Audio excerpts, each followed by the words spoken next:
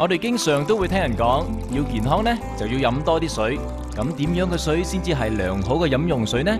根據專家所講，良好嘅飲用水應該乾淨，不含有害化學物質，不含細菌，應該含有適量有益礦物質。呢啲水基本上都可以令人安心飲用嘅。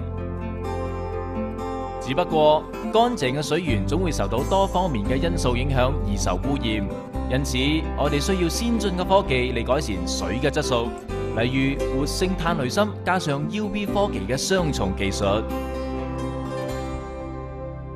活性炭羸芯有咩作用呢？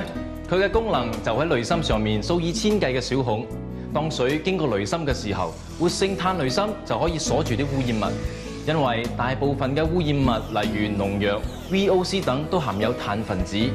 碳分子通常會聚埋一齊，所以都會聚喺活性炭羸芯上面，啲水自然達到過濾嘅效果啦。喺濾水器內加 UV 燈，屬於創新嘅科技。佢嘅作用又點呢？每次當我哋扭開水龍頭嘅時候，水流嘅動力就會啟動 UV 燈。UV 燈所產生嘅紫外線就會消除細菌啦。先進嘅科技可以改善水嘅質素。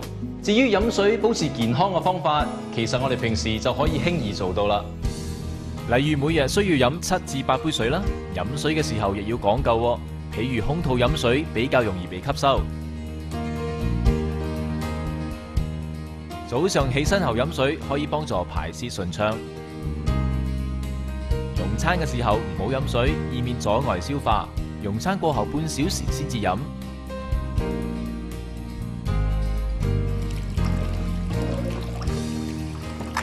媽咪，我好口渴啊！你睇下你嗰度成身汗啊！媽咪斟水俾你飲下，好晒㗎喎。你斟水。